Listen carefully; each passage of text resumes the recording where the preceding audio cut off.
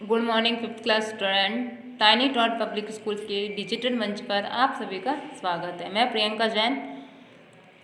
आशा है कि आप सब लोग स्वस्थ होंगे। कल हमने पिछली क्लासेज में हमने सेकंड चैप्टर रीड किया था, मेहनत की कमाई। आज उसके शब्दार्थ और सरलार्थ हैं और कुछ प्रश्नोत्तर है उसको देखेंगे। पहला है शब्दार्थ। शब्दार्थ क्या है? आलसी, कार्य करने में सुस्त। आलसी का क्या हो जाएगा? कार्य करने में सुस्त। फिर निर्लज्ज का अर्थ हो जाएगा बेशरम। मिन्नतें करना, मिन्नतें करना का अर्थ हो जाएगा विनती करना। लापरवाह का असावधान बेफिक्र।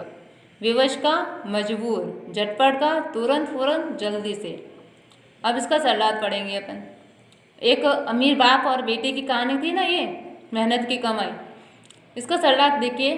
एक अमीर बाप का आलसी व निर्दयी बेटा था। वह बहुत ही लापरवाह भी था। पिता ने उसको अपने पास बुलाकर कुछ कमाकर लाने को कहा। लड़के को काम करने की आदत नहीं होने के कारण वह घबराकर सीधा अपनी माँ के पास पहुंच गया और रो धोकर मिन्नतें करके उसने माँ को 1 रुपया देने के लिए राजी भी कर लिया। वह पिताजी के पास गया और झटपट रुपया निकाल कर रख दिया। उसने कहा कि वह उसको रुपये को कुएं में डाल देवे। तो लड़के ने क्या किया? उस रुपये को कुएं में डाल दिया। अगले दिन फिर पिता ने लड़की को रुपया कमा कर लाने को कहा, अन्यथा भोजन नहीं मिलेगा। देखो, एक अमीर बाप का बेटा था, वो बहुत लापरवाह था, आलसी था, कुछ कमा कर भी नहीं लाता था, कुछ काम नहीं करता था।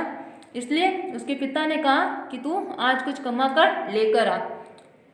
और इसको कुछ आता नहीं, लड़के को काम करने की आदत थी नहीं। तो वो अपनी माँ के पास गया, रोया धोया, फिर इसको 1 रुपया मिल गया। फिर पिताजी के पास गया, रुपया देखकर दे दिया। अब पिताजी ने बोला कि उस रुपये को कुएं में डाल कर आ जाओ। तो वो लड़के ने उस कुएं में भी डाल दिया। फिर दूसरे दिन और पिताजी ने कहा कि कमा कर लेके आने था, भोजन नहीं मिलेगा। अब इसके कुछ प्रश्नोत्तर है। लड़के का स्वभाव कैसा था? लड़का कैसा था? आलसी स्वभाव का था, वह लापरवाह और निर्लज्ज भी था। फिर दूसरा प्रश्न है, लड़के ने माँ को कैसे और किस बात पर राजी किया? जो लड़का था उसने माँ को कैसे राजी किया? लड़के ने रो करके मिन्नतें करके माँ को 1 रुपया देने के लिए राजी किया। फिर तीसरा क्वेश्चन है, अमीर बाप ने आलसी बेटी से क्या कहा? अमीर बाप ने आलसी बेटी से क्या कहा था? कुछ कमाने के लिए कहा था ना। तो अमीर बाप ने आलसी बेटे से कुछ कमाने के लिए कहा। फिर दूसरा जो पैरा था उसका शब्दार्थ, उसके शब्दार्थ है तरस खाना, यानी दया करना, संध्या, शाम का समय। सरलार्थ है दूसरे पैरे का, जब पिता ने लड़के को अगले दिन भी रुपया लाने को कहा तो लड़का अपनी बहन से रुपया लाकर पिता के सामने रख देता है। और दूसरे दिन क्या करता है? वो अपनी बहन से लेके आता है पैसा और पिता के सामने रख देता है। पिता ने फिर कहा जाकर उसे कुएं में फेंक कर आ जाओ। तो लड़का वैसे ही कुएं में फेंक कर आ गया। अनुभवी पिता ने पत्नी व पुत्री को बाहर भेज दिया। अगले दिन उसे फिर रुपया कमा कर लाने को कहा। नहीं लाने पर भोजन नहीं मिलेगा, ऐसा कहा। अब दूसरे दिन भी क्या किया उसने कि बहन से रुपया लेकर आ गया और पिता ने कहा कि कुएं में फेंक कर आ, तो वो फेंक के भी आ गया। फिर दूसरे दिन क्या किया? उस पिता था उसने पत्नी और पुत्री को बाहर भेज दिया। फिर कहा कि तुम अब कमा कर लेकर आओगे, नहीं तो तुम्हें भोजन भी नहीं मिलेगा। बेटा दिन भर चिंतित रहा, सुस्त रहा। उसकी आंखों से क्या आंसू भी आने लगे। विवश होकर बेटा जो है ना, संध्या के समय मजदूरी करने गया। वो बहुत खोजने पर एक सेठ से 4 आने की मजदूरी का काम उसको मिल गया। एक सेठ ने उसको बोला ना कि तुम मेरा सामान घर तक पहुंचा दोगे तो मैं क्या है तुम्हें चवन्नी दूंगा। ठीक है।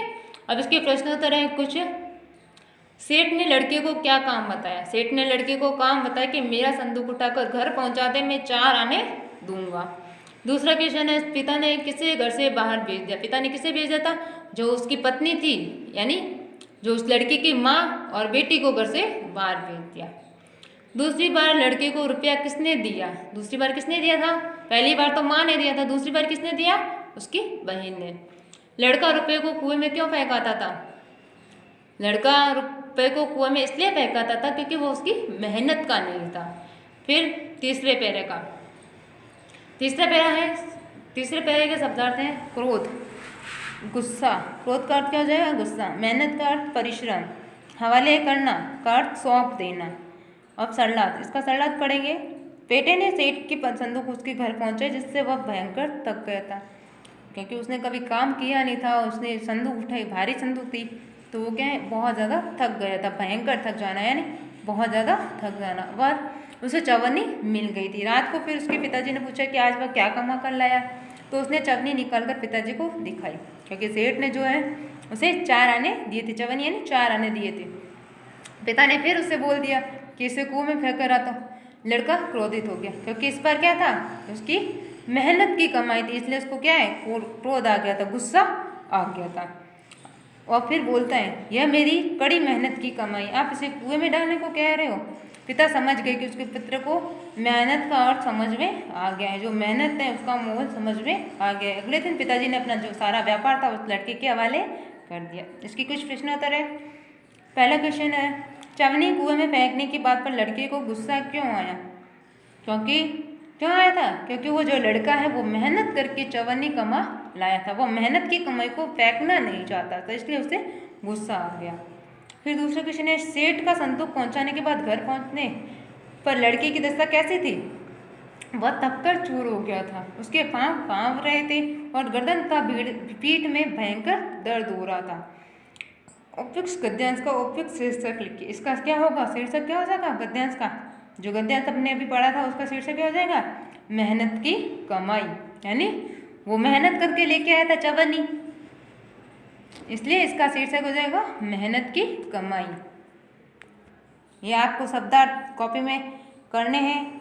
जब स्कूल खुलेगी आपकी कॉपियाँ चेक होगी, इसलिए काम कंप्लीट होना चाहिए।